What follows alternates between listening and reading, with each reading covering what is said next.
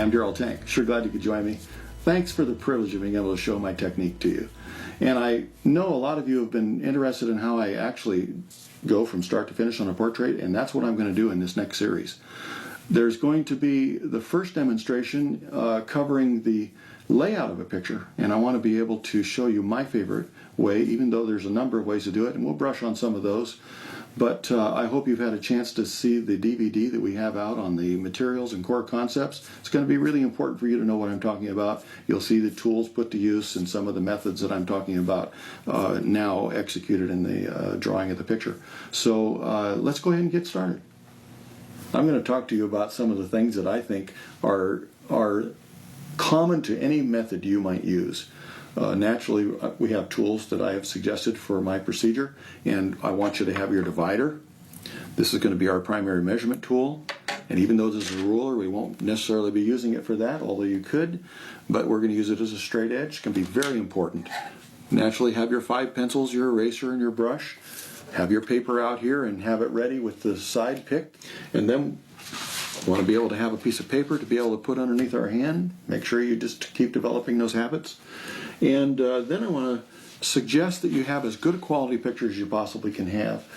I was very fortunate to be able to have a photo taken by Kelly Zimmerman here in Boise, Idaho. She has a studio called Cherished Images, and it's a rare opportunity to have something of this quality, but it's sharp. Lighting is ideal. There's all kinds of things that she's particularly good about taking children. It's just her forte. And it's nice when you can have something that really communicates something in the image. It's exciting to draw. It'll help you through the process to do as good a job as you can. And also, I suggest, these are ideals, but I suggest that you do somebody you know. It's really a good opportunity for you to know when you're capturing that likeness or that personality, the character, and not just pick up any old thing to draw. You could do that, but I just suggest that you try to get something that's important to you. I want to also say that if you're going to use somebody else's photograph, you make sure that you get permission. I jumped through several hoops to be able to go ahead and make sure that I had permission from the photographer as well as the parents. And you never know what you're going to be using your picture for. You may think that you're just going to use this for an exercise and for this this class exercise, and then end up by having it become something you want to show. And now you really don't have a right to go out there and do it. And so it's worth it getting even a signed release. A verbal thing could be denied or whatever.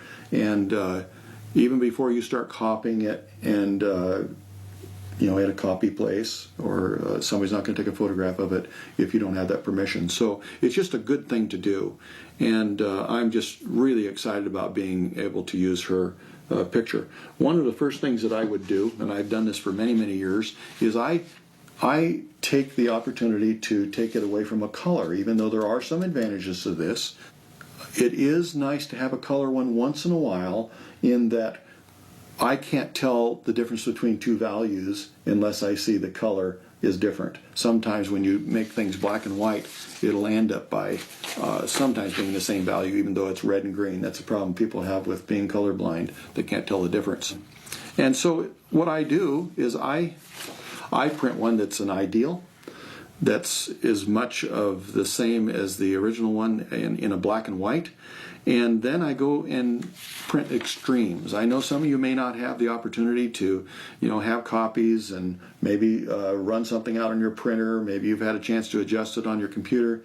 And some of you may not have that option. And I'm not saying you can't go ahead with the project, without these opportunities. But these are still, I'm going to give you the ideals because these are still great advantages. If you go ahead and print something at the extremes now, you're going to have an opportunity to see into some of the darker places. Sometimes I wouldn't have been able to see it so well in the down the middle photograph, the ideal photograph. But if I really brighten it up, I might be able to see a hairline that I would have had to guess at before. I can see down into garments and between hair and the detail in an eye. There's a number of things that I might be able to see clearly. So I want to do that. And then I also want to do one the other extreme, and I want to be able to go quite dark.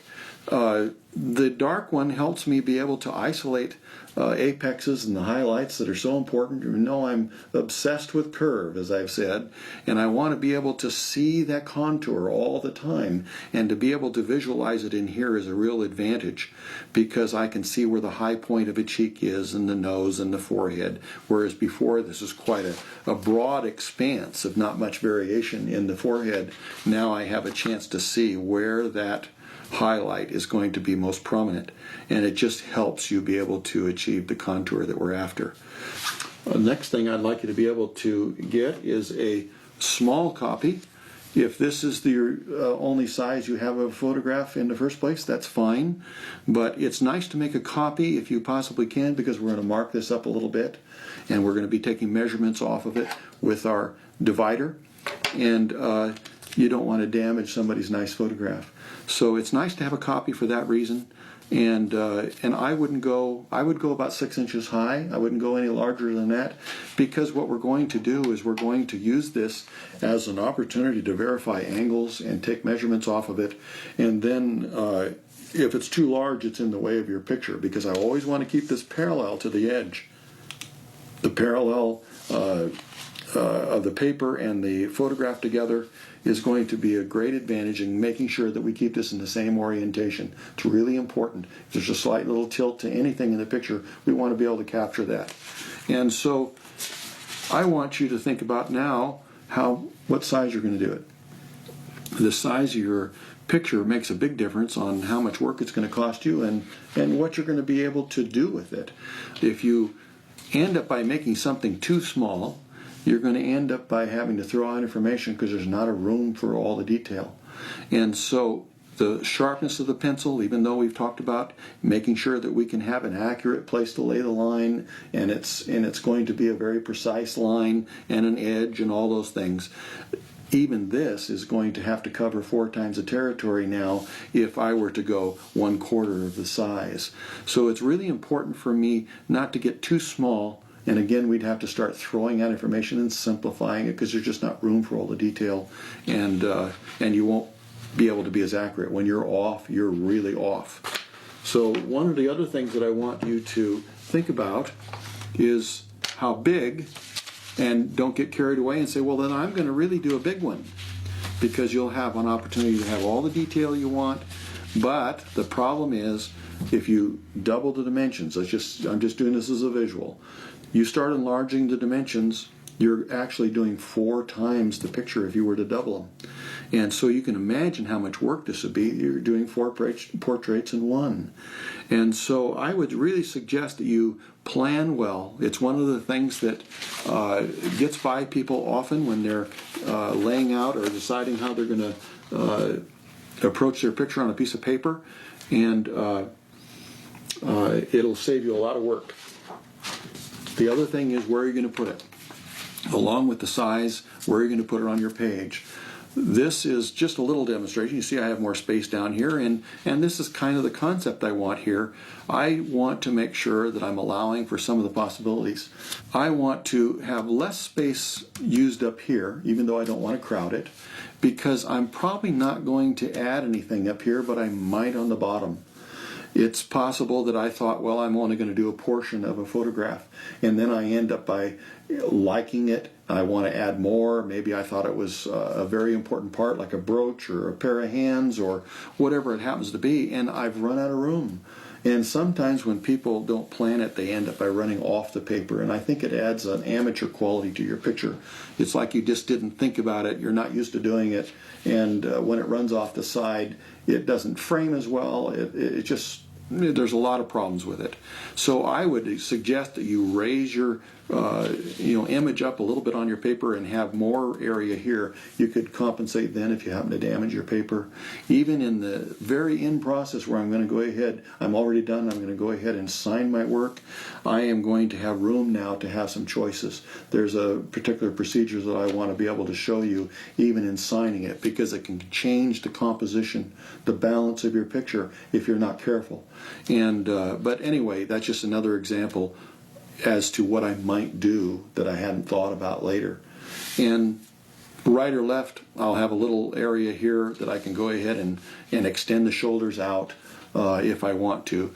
But primarily, let's not waste too much space. Let's have enough that we can easily frame it and then not crowd it, but have more of the space down here at the bottom. Let's proceed. Let's get a pencil to the paper and let's start laying this out.